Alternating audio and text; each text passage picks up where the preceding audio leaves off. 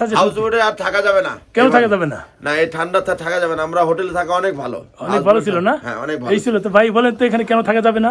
আচ্ছা, হাউসবোটটা এটা হলো একটা মানে একটা ফ্যাসিনেশন। মানুষ যদি না থাকে তাহলে মনে করবে কি যেন হারাইলাম না কি दिल्ली का लड्डू আর কি। दिल्ली का लड्डू जो भी खाएगा वो भी पछताएगा, जो भी नहीं खाएगा वो भी पछताएगा। এখানে প্রচুর ঠান্ডা।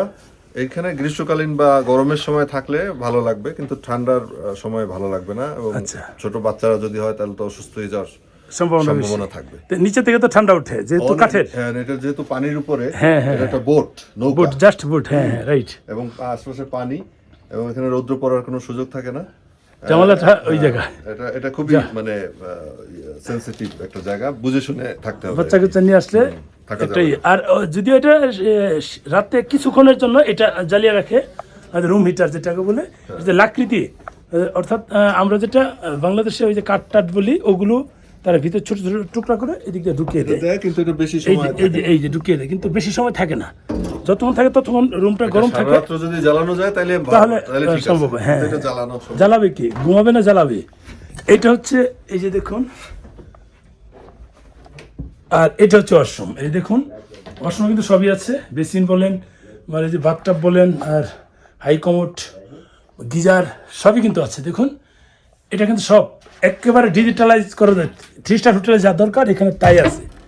সার্ভিস 3 স্টারের মতো না, বাট মোটামুটি ইকুইপমেন্ট সেগুলো রাখার চেষ্টা করেছে। আর ভাই বললো এই যে দেখুন, এগুলো যে কাজগুলো দেখুন কেমন, এইগুলো দীর্ঘ সময় নিয়ে কাজ করা, এগুলো কিন্তু জটিল কাজ, উপরে নিচে সব জায়গাতেই।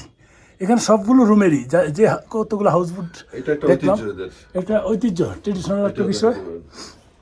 দেখুন, এখানেও কিন্তু কাজ করা, সব কিন্তু কাঠের, হাতের কাজ করা কাঠের। এগুলো দেখুন, এই যে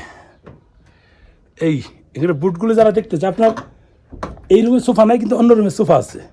এখানে সোফা পাচ্ছি না, তো অন্য রুমগুলোতে সোফা পেয়েছি। আমাদের যে আরও কয়েকটা রুম আছে, সোফা পেয়েছে। ভাই চলেন তাহলে বের হই, আসেন। এই যে এখানে আরো রুম আছে, একটু দেখাই।